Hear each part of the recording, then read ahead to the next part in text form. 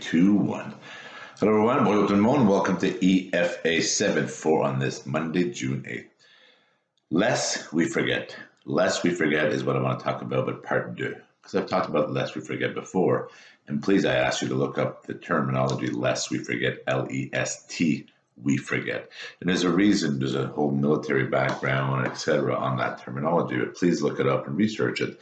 Because a lot of the things that happen to all those moments of life, through history, through wars, through these stupidities of civil wars and all the way up, right?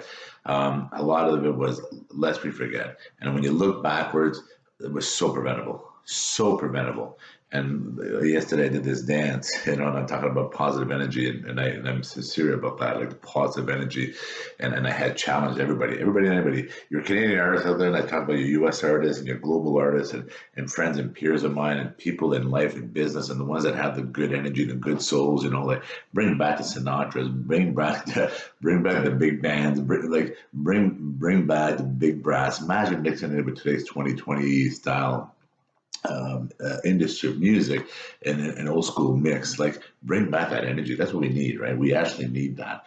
So lest we forget, I'm looking around, like they're opening for, in our area, for example, they're opening salons on Friday. They announced they were going to open salons on Friday, and they allowed it. And I've talked to those in the salon industry, and so what's going to be your guidelines and that, and they don't know. They still don't know. And I want to focus on that. I want to move forward. The other one, one of the restaurateurs this weekend, because you're allowed to do curbside pickup and people are picking up just like you can go anywhere, and we don't want to talk about that. But this restaurateur allowed his patrons to use his sitting area and on his patio while they're waiting for the food, while they do the pickups, right? And I guess some of them ate the meals there, and he opened the patio for them to eat the meals there, because that's what business people would do. They would open their doors and, please have a seat while you're enjoying my meal on this beautiful sunny day. Thank you for buying a takeout from us, right? But you can use my chair and table. Go ahead, please. But anyways, all that said, people that are buying, the bylaw came in, gave an $880 ticket to the business owner. Now I want you to, rose-colored glasses, just step out of the realm for a second, and just imagine you could have just stepped right outside of that patio, right onto the public sidewalk, and that kind of sort of public street this was in. You could draw a line. You could actually draw a chalk line and jump right over, and that individuals, they could have all eaten their meals there, or find a nearby rock, or find a nearby curb, or find a nearby bench, or find a nearby anything to sit on, and they could have ate their meal right there, and there would have been nothing. But because the business owners are trying to run a business and trying to make it work within this absolute moronicness, right? Absolute moronicness, trying to make it work, they take them again, right? Like not only, they're trying to get up off their feet, they're trying to pivot, and somebody hits them right in the back of the head again.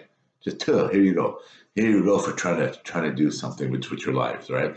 Trying to do something with your life, because in the world of all these protests, now, to me, all lives, everybody matters. Every single soul, all families matters. All families matter. And that's a principle of equality for all, right? Equality for all is about everything, equality and balance, right?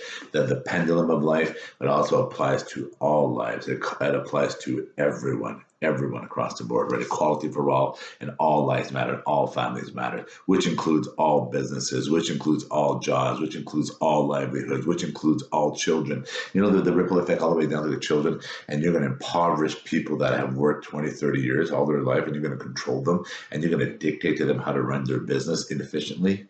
And that's a commonality amongst businesses.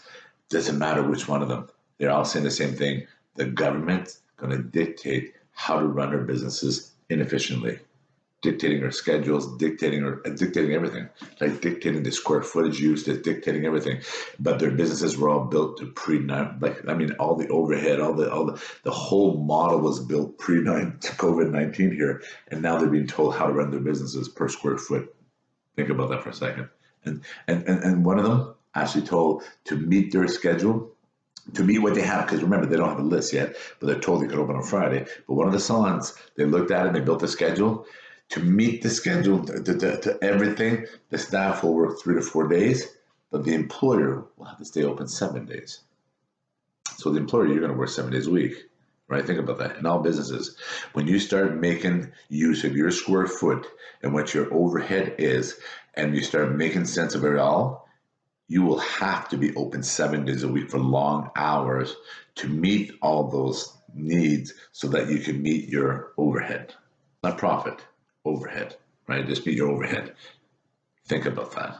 So when I look at equality for all, when I look at lest we forget, when you look at lest we forget, when you do research it, think about a lot of the incrementation that transpired in the world. There's a lot of incrementation that transpired in the world that if you look at history, some of the people that came in with the greatest of ideas, wolves in sheep clothing, telling me that we're going to take it from them and give it to you, and all the kind of mindsets out there. And all those individuals, a lot of them turned out to be the monsters on earth. The monsters. And you look at World War II, for example, I tell people Adolf Hitler did not kill 6 million Jews. He had participants. Well, I'm sure he did his evilness, but he had participants from the ground up through incrementation. So a lot of those individuals that became his machines, his murderous, evil machines, were once individuals that are listening to this podcast right now, that are walking amongst you. Adolf Hitler alone did not kill 6 million Jews. There was a participation ground up through an incrementation of change that are blind, just walked right through, right into it. They just walked into the light. Jean-Guy Bourguignon, EFA74, lest we forget.